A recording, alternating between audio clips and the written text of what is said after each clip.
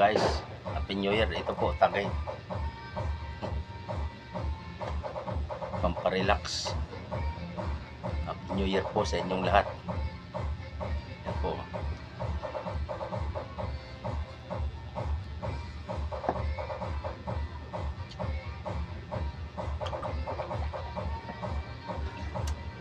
Si Ram sana.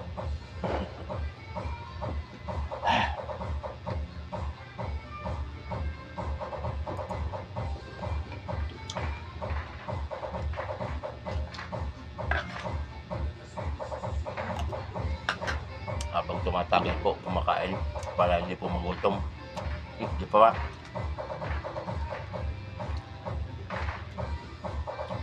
Aking pulutan po. Kalderitang baboy at adobong manok. At meron po akong kilawing pipino, wrap, at kanin po. Yan. Para po di tayo magutom habang tumatagay, habang nagsiselebrate ng New Year. Ito po, kaunting tagay, kaunting kain din.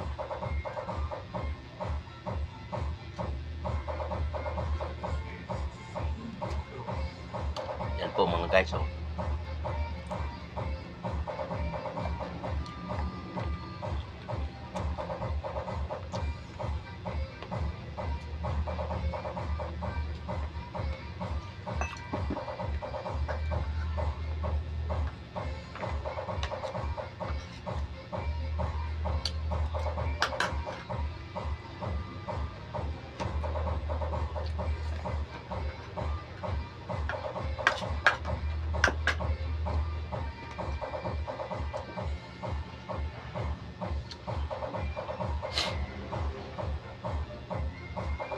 Sam, tagay. Ikaw naman. Sige, ako naman.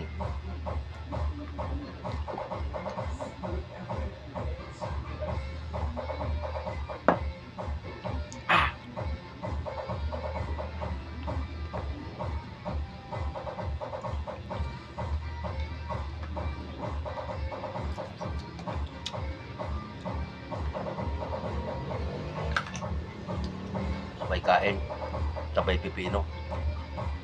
Ang sarap po mga guys. Pipinong kinilaw. Sarap. Tapos adobong pa na manok at kalderitang baboy. Siram sana.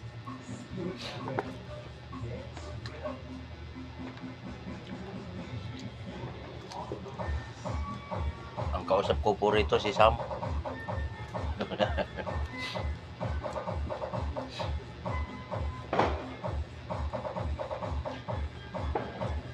Kami lang po dalawa dito ni Sam.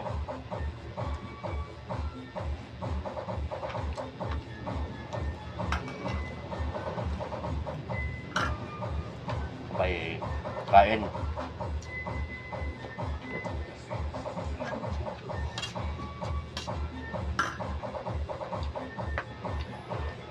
Habang tumatagay po, sabay kain.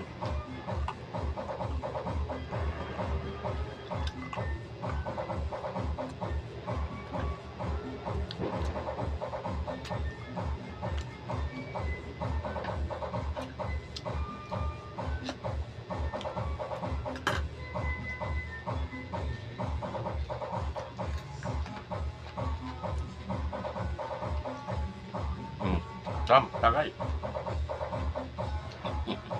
Ikaw naman. Ikaw naman, Sam, tagay.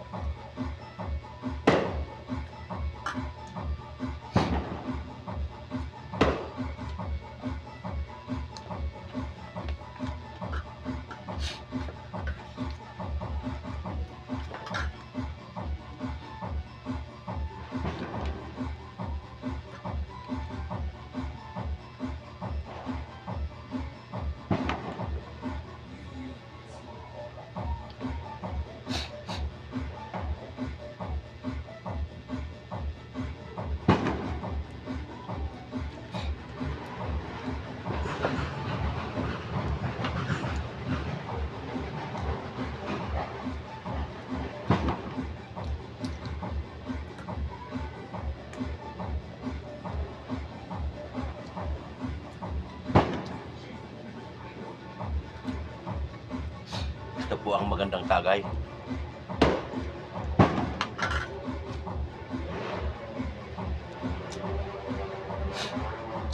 Susulo. Walang problema. Pag malasing, tulog. Wala kang magiging kasagutan dito.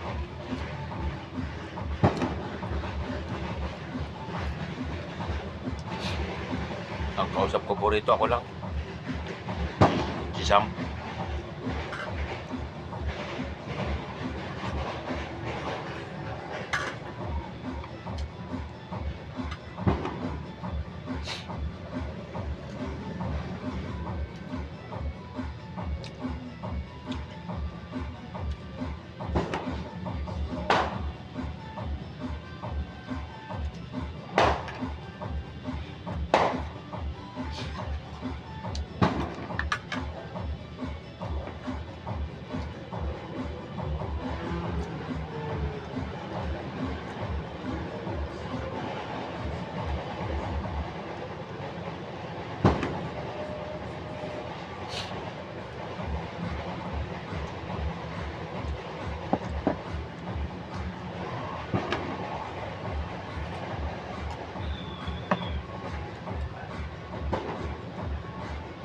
Ng baboy, adobong manok na may kasamang Adidas,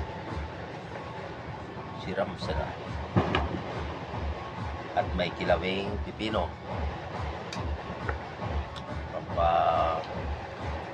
alis ng umay.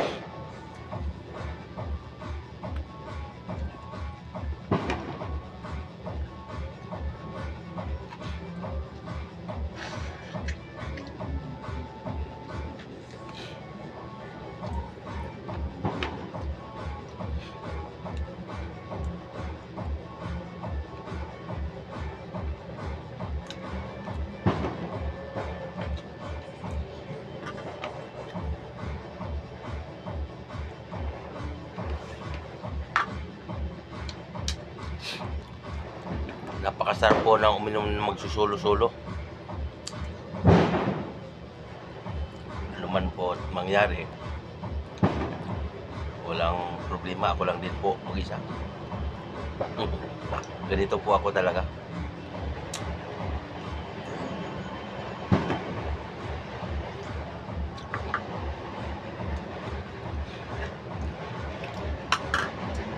Magkakaroon ka ng problema na may kasama ka, di mas maganda pa yung magsolo-solo ka. Iwas sa lahat ng bagay.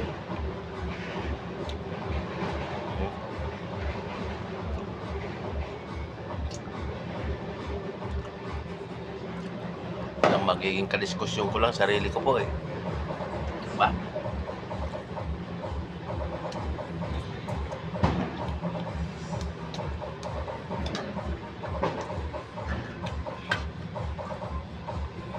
Lalo na ito, bagong taon.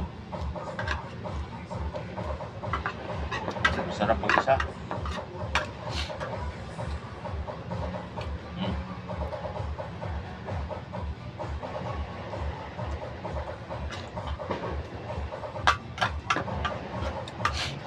Ang ginagawa ko puro ito, hindi pulutan, kain. Kainom. Walang magbabawal, ako lang mag-isa eh. Diba?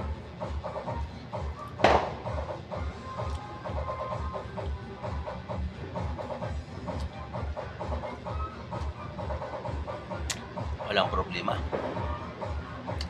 Ang problema ko lang, alam niyo po kung bakit. Anong problema ko? Tuwing sahod,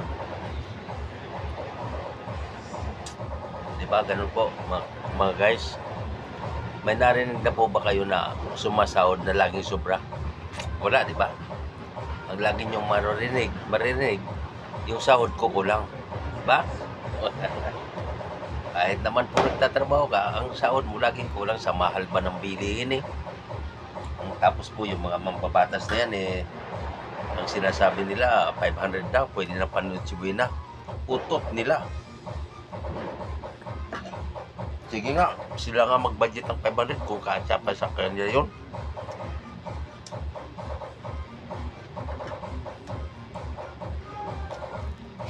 Sa loko ng buhay nila, mga mambabatas sila.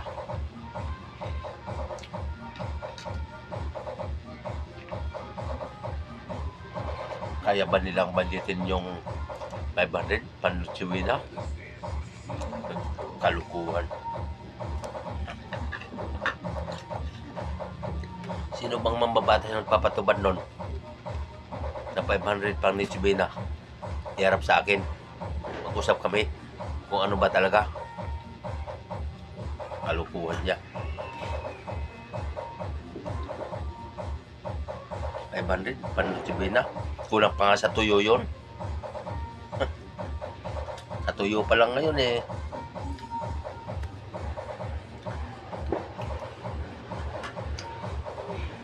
Ha? Tuyo pa lang yun.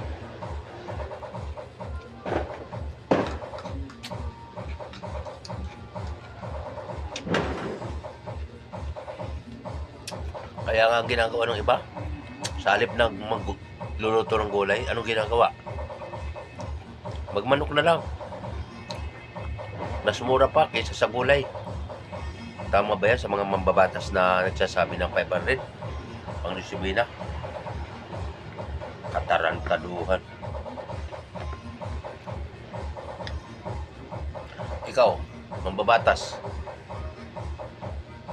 Sinasabi mo 500 lang. Pang disibina, sige na. Ikaw nga, budgetin mo yung 500 mo pang disibina. Kung kakasabay yun sa'yo. Tarantaduhan mo eh. Mambabatas ka. Kami, kahit kami mahirap, hindi kami mayaman dahil mahirap nga kami. Kayo mayayaman dahil sa pangungurakot. Kami di baling mahirap basta kami nagtatrabaho ng maayos. Hindi kami nangungurakot. Yan din nyo naiisip.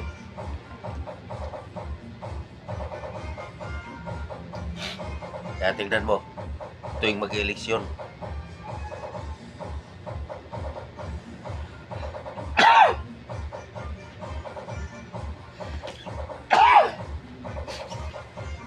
halos magkandara pa kayo sa kakahanap ng butante para manalo lang kayo. Pagkatapos pag kayo nanalo, puro kurakot ang nasa isip nyo.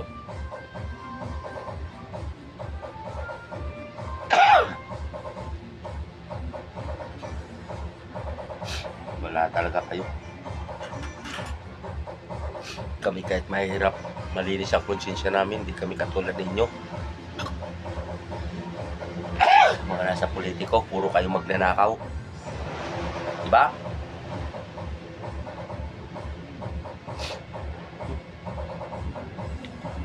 Kami nagtatrabaho kami para kumita.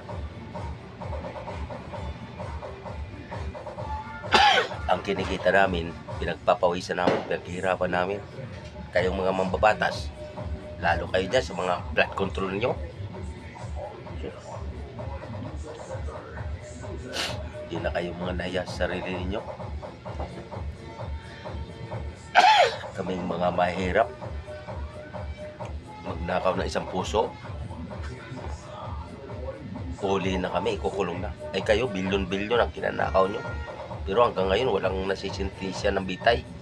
Dapat kayo mga magnanakaw sa gobyerno, patayin kayo, ibitay kayo, o kaya firing squad kayo.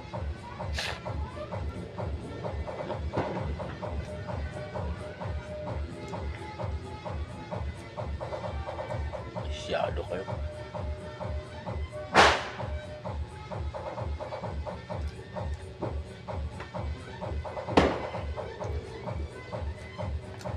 Di balik kami mahirap. At least di kami mga nagnanakaw.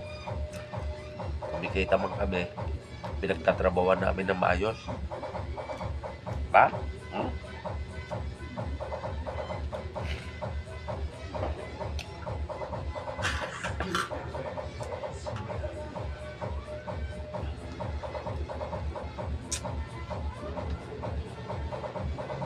Tapos sasabihin ninyo, 500, panitsibida. Sino ba yung mamabatas na yun? Panitsibida ng 500. Sige nga, budget mo nga yung 500 mo. Panitsibida.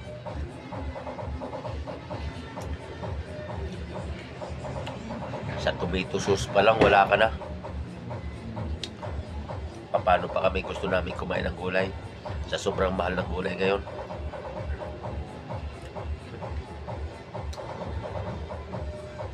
Sus, mariusip kayo. Hindi pa kayo nahiya sa sarili nyo. Bagay, wala naman kayo mga hiya eh. Kami kahit kami mga pobre, wala mga pinag-aralan, may utak din kami, may isip din kami, matalino rin kami. Pira lang ang lamang nyo sa amin. Surti lang kayo, pinapasiluan kayo naming mga mahirap eh. Ay nako.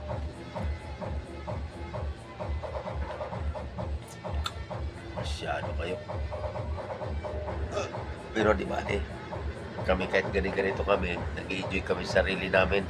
At least kami kumikita, sumasahod ng pinaghihirapan namin. Di kami nagnanakaw. Tandaan ninyo yan. Sana maintindihan ninyo yan. Dahil kayo yung mga matatalinong bubo. Kami nga bubo pero matatalino rin kami. Lamang nyo lang sa amin, tira eh. Pero pag talino ang pagkausapan, matalino rin naman kami ha. Bakit? Ang talino namin, alam nyo kung bakit? Ano? Yung hindi kami nagnanakaw, yun ang talino namin. Mga pobre. Hindi kami nang aapak ng katulad nyo na nagkakandara pa para makapagnakaw lang sa gobyerno. Sus Mario Josep. Maliyaya kayo. Pero sige, di bali. Darating din ang panahon, makakarma rin kayo. Hindi nyo pa alam yung karma. Sus Mario Josep pa kayo. Di bali. Ang pag nabubuhay kayo, magsaya kayo. Dahil kapag kayo tinamaan ng karma, sa isang iglap lang, patay kayo, mga magnanakaw kayo, mga nasa gobyerno kayo. Ba? Ano mga kabayan? Tama ba ako o mali? Tayo kahit pobre, hindi tayo nagnanakaw. Nagtatrabaho tayo maayos. Hindi tayo tulad nila na yung mayaman nga. Pinagnanakaw naman yung mga pera ng taong bayan. Ba?